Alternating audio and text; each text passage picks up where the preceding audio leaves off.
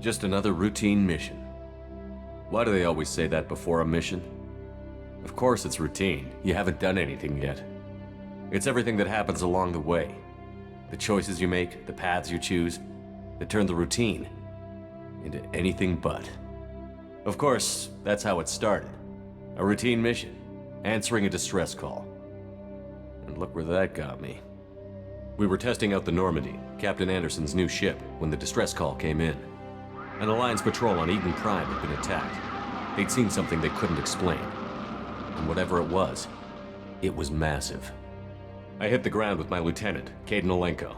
A good kid, loyal, by the book, with a talent for biotics. We came across the lone survivor of the patrol, Gunnery Chief Ashley Williams. A soldier to the core. Tough, disciplined, ready to take on whatever came her way. Ashley joined up with us and took us to the spot where she lost her squad.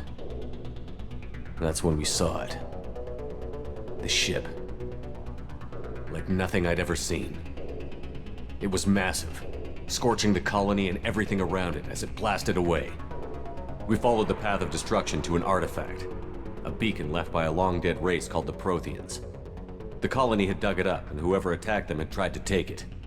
Chief Williams made the mistake of getting too close. It hit her with some type of energy. I grabbed her and threw her out of the way. That's when it hit me. Hard. Every muscle in my body went rigid. I couldn't move, could barely breathe. Everything went black. And then I saw something. A vision. Dream. A nightmare. By the time I woke up, we were halfway to the Citadel on our way to meet the Council. I was expected to explain what I'd seen. Anderson came along. So did Adina, our political representative on the Citadel. With those two heavyweights, it seemed reasonable we could persuade the Council that the ship we'd seen was a potential threat, as was the individual behind the attacks. The main suspect for the Eden Prime massacre was a Turian Spectre named Saren. He'd been seen by one of the survivors from the colony at Eden Prime, and there was some evidence to suggest that the ship was connected to Saren. But even Adina's pointed accusations weren't enough to convince the Council. They just couldn't believe one of their chosen elite Spectres could be guilty of something like that. They needed proof, which meant I needed proof. Fortunately, I wasn't alone in my search. Garrus, another Turian, wanted to help. A top agent for Citadel Security. Despite orders from his superiors that he shouldn't get involved, he told me he was suspicious of Saren, and he had some useful leads. More importantly, he was willing to share them. That led me to Rex, the biggest, nastiest-looking Krogan bounty hunter I'd ever seen. He turned out to be more than just a brute. It was his intel that led to a fugitive with incriminating evidence on Saren. The fugitive turned out to be an energetic little Quarian named Tally. A tech expert with a knack for hacking, she'd procured some information on Saren. Evidence that proved Saren was dirty. Tally's evidence proved that Saren was responsible for the massacre on Eden Prime, and that the immense warship we'd spotted was in fact Saren's flagship. But it went much further. Saren was trying to find a way to bring back a race of sentient machines from dark space. Machines allegedly responsible for cleansing the galaxy of all organic life. These Reapers were blamed for wiping out all life 50,000 years ago, including the Protheans, then disappearing back through the mass relays to dark space, leaving no trace they'd ever been. That explained why Saren was after the beacon, and it made some sense out of my visions. But not much else. We couldn't convince the Council that the Reapers were a threat, but they agreed Saren had to be stopped. They stripped him of his Spectre status and gave me the honor of becoming the first human Spectre. My first task? Bring down Saren. Anderson decided to stay behind, giving up his ship, the Normandy. He told me I would need it more than he would. He also pointed me in a direction. Liara, a Prothean expert, adept in biotics, and maybe most importantly, daughter of Benezia, Saren's top lieutenant. And like most Asari, as beautiful as she is intelligent, and born with a unique ability to meld with other species. Liara was able to help me decipher some of the vision the beacon had given me. Nothing concrete, but it gave me some clues. And a new appreciation for the Asari. Her technique for accessing my vision was unexpected, but not at all unpleasant. Ashley was a little concerned about the connection I shared with Liara. As commander, I knew either relationship had the potential to interfere with the mission. I told Liara about how I felt. Apparently, she'd felt it too. But we agreed we wouldn't let it get in the way of our mission. Finding Saren. Thanks to Liara's help, we had our next lead. Benezia.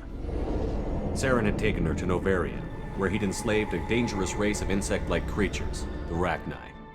He ordered Benezia to use the same technique Liara had used on me to extract information from the Rachni Queen. The Queen's drones were everywhere, and they weren't happy. We had to fight through hundreds of them to get to Benezia. By the time we arrived, Saren was gone. With the information. I tried to reason with Benezia, but Saren had indoctrinated her. He had somehow acquired the ability to control people's actions and wills.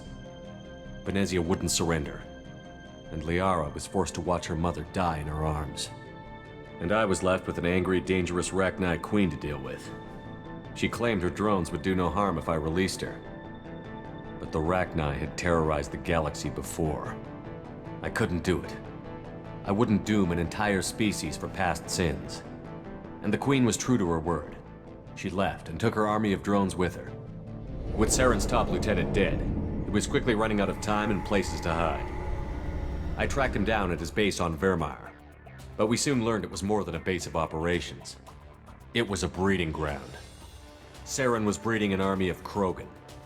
He'd found a cure for the genophage, a disease inflicted on the Krogan to prevent them from breeding and taking over the galaxy.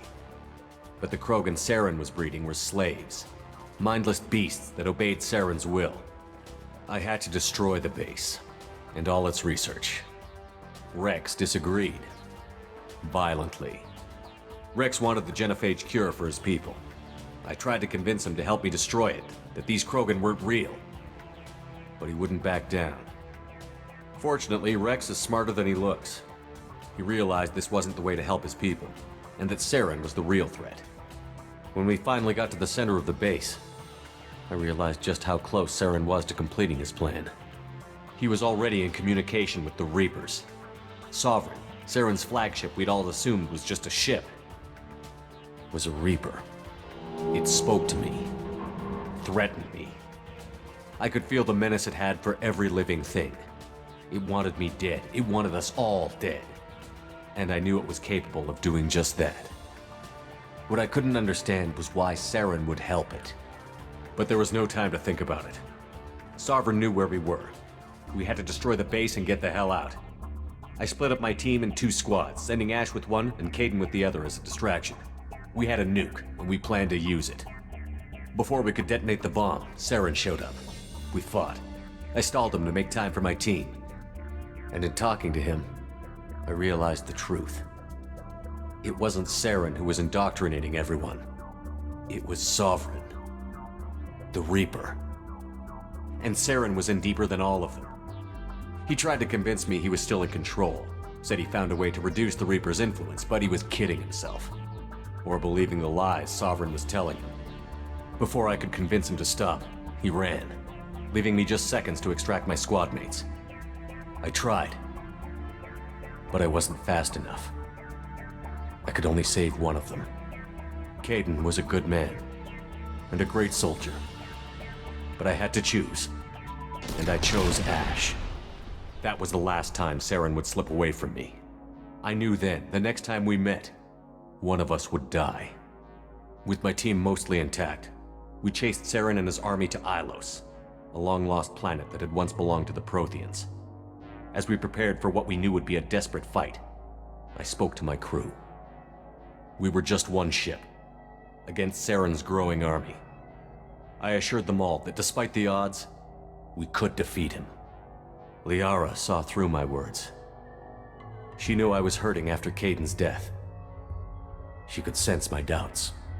We both knew this mission could be our last. Until that moment, we'd put our feelings aside for the sake of that mission. But why wait? We gave in to each other, and it was perfect. While it lasted. We arrived on Ilos close behind Saren. Once on the planet, we discovered a Prothean databank that helped me put the final pieces of my vision together. The Reapers had come 50,000 years ago, and every 50,000 years before that. each time purging the galaxy of life. The Protheans had fought and died, like every species before them. But a few survived long enough to leave a parting gift.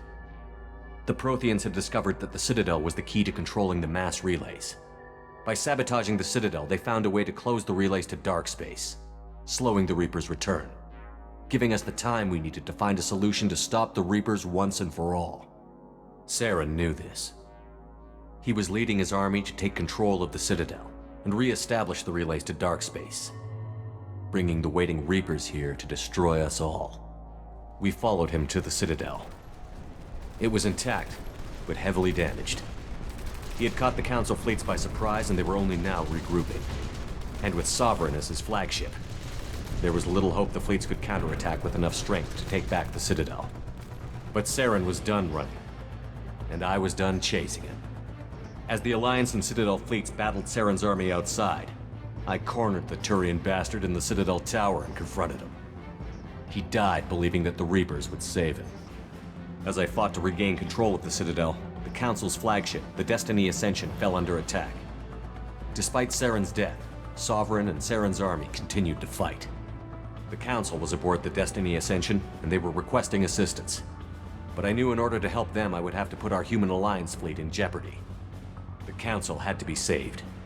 They represented the hearts and minds of the galactic community. Without them, the fleets would be in disarray. Even with the Citadel back in my control, Saren defeated, and the Normandy leading the combined galactic fleet, the battle against Sovereign, a single Reaper, was relentless. It took the combined fleets of humanity and the other races, but in the end, Sovereign fell. But the costs were immense. While humanity's efforts in the war earned us our first seat on the Council, it was a hollow victory. The Reapers were still out there.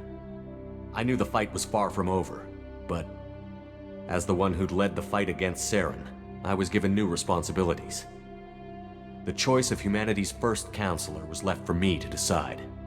On the one hand, Udina, the lifetime politician. Ruthless and ambitious, he would easily navigate the political landmines that would soon be put in front of him.